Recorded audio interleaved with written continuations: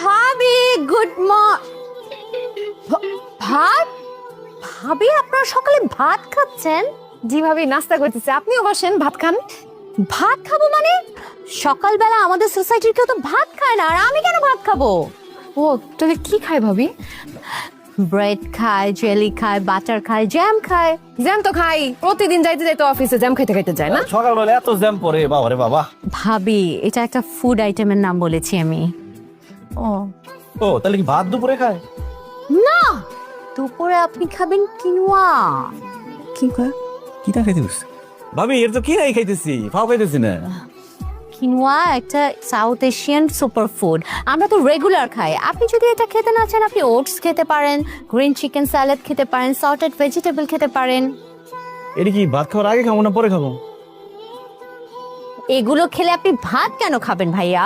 আপনার যে প্রোটিনের নিডস, এগুলো খেলেই তো ফুলফিল হয়ে যাবে, ভাত আর খাওয়ার কোনো প্রয়োজন নেই। তাহলে ভাত সন্ধ্যায় খাবো? ও নো ভাইয়া, সন্ধ্যায় আপনি জাস্ট একটা টোস্ট আর গ্রিন টি। টোস্ট বিস্কুট বাড়িতে আছে, তোমার বাড়ি করে দিব মনে। তাহলে ভাত মানে রাত্রে খাই দেবো, তাই না ভাবি? ইম্পসিবল। আপনি বারবার তো ভাত ভাত করছেন কেন ভাইয়া? ভাত আমরা কেন খাবো? বড় লোকেরা ভাত খায় না, ভাত খায় গরিবেরা। স্যার আমগো গ্রামে যারা লাল চালের ভাত খাইতো তা করে গরিব কইতো। ওমা ওখান দিয়ে বড় লোকরা বেশি টাকা দিয়া লাল চাল কিনা খায়। আই, এত কথা বলিস কেন? যা তাড়াতাড়ি উপরে গিয়ে তুই ব্রেড, জেলি, জ্যাম এগুলো নিয়ে যা, ফ্রুটসও নিয়ে আসি, যা সাথে কলো হ্যাঁ। যা। আচ্ছা ভাবি, এই যে আপনারা ভাত খান না, অন্য কি সব খান, এটা খায় কি আপনার পেট ভরে? পেট ভরবে কেন ভাবি? পেটে সবসময় একটু ক্ষুধা নিয়েই ঘুরি।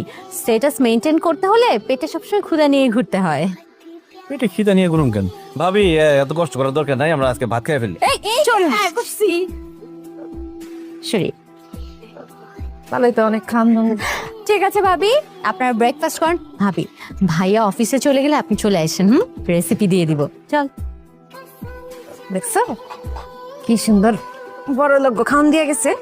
মাথা খারাপ হচ্ছে, এই রুটি কলা খামু। আমি তখন ঢাকা শহরে প্রথমে আসছিলাম, চাকরি পাই নাই, তখন রুটি আর কলা খাইতাম। এখন এত ভালো চাকরি করি, এত বেতন পাই, আমি পেট ভরে ভাতই খাম। খবরদার, ভাত তোমার কপাল থেকে চিরদিনের জন্য উঠে গেছে, ভাত খাইতে পারবা না। না খায়া থাকবো, ভাত খেতে পারবা না, এডি খাও। নাও খাও, খাও না তো শিখো নাই, এমনি খায়। এমনি একটু চিরবা রুটি, তারপরে যে জ্যামের মধ্যে এই যে এমনি করে নিয়ে আয়। আপনাদের এই অবস্থা কেন? আর রাস্তায় কি করছেন? ওই রিক্সার জন্য দাঁড়ায় আছি। রিক্সার জন্য দাঁড়ায় আছেন? একটা রিক্সাও পাইতেছি না। পাবেন না তো, সোসাইটিতে বলা আছে আমার বাড়ির সামনে কোনো রিক্সা দাঁড়াবে না। তাছাড়া আপনাদের গাড়ি নেই? না তো। কি বলেন, আপনাদের গাড়ি নেই? এই বাড়িতে ভাড়া থাকেন অথচ গাড়ি নেই? আমার তো প্রত্যেকটা ভাড়াটিয়ার গাড়ি আছে। তাছাড়া আপনি আমার ভাড়াটিয়া হয়ে রিক্সা ডাকবেন, আমার গেটে এসে রিক্সা দাঁড়াবে, সেই রিক্সা উঠে আপনি বাইরে যাবেন? আপনি তো আমার মান সম্মান ধুলাই লুটিয়ে দিলেন। গাড়ি আছে তো? কি বলো? আরে মানিজ্য বাঁচাও, তালে তাল মিলাও। গাড়ি আছে ভাইয়া, আসলে আমাদের আগের গাড়িটা না ওই যে ছিনতাই হয়ে গেছে, গাড়ি ছিনতাই হয়ে গেছে। তো এরপর থেকে না কেউ যখনই জিজ্ঞেস করে যে আপনাদের গাড়ি আছে, আমরা বলি কি না আমাদের গাড়ি নাই। কারণ মানুষের মনের ভিতর কি থাকে সেটা তো বলা যায় না। দেখা গেল আমাদের নতুন গাড়িটা সেটাও ছিনতাই হয়ে গেল।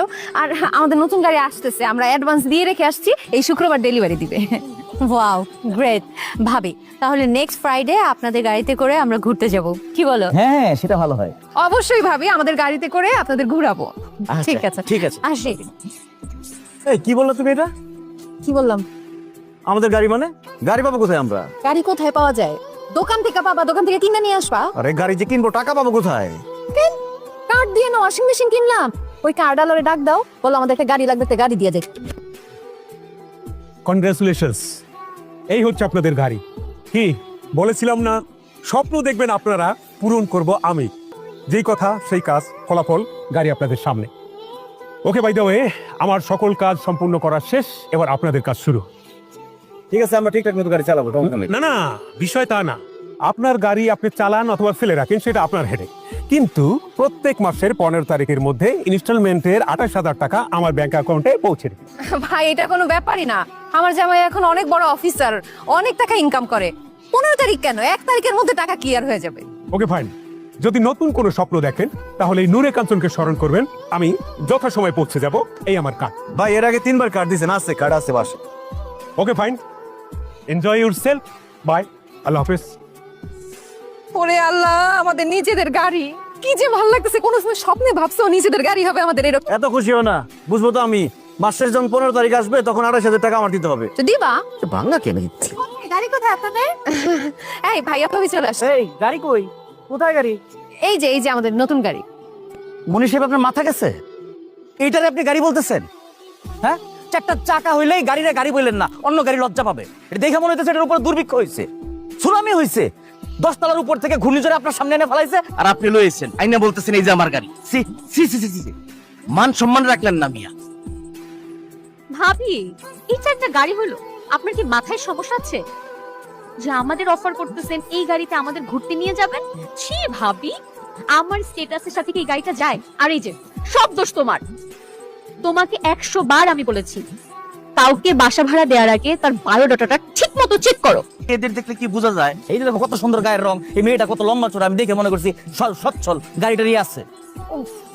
মান সম্মান কিচ্ছু আর থাকলো না। ডিসগাস্টিং। মনীষ সাহেব, এই গাড়ি আমার বাড়ির আশেপাশে কোথাও যেন পার্কিং করতে না দেখি। আর সোসাইটিতে আমি বলে দিতেছি এটা যেন সেক্টরেও না ঢুকে। আর আমার গ্যারেজ তো খুবই দূরের কথা।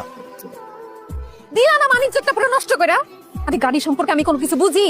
তুমি তো দেখছো না ভালো একটা গাড়ি আনবা, এটা কি গাড়ি নিয়ে আসছো? এই গাড়িতে উঠতে আমারই এখন লজ্জা লাগতেছে।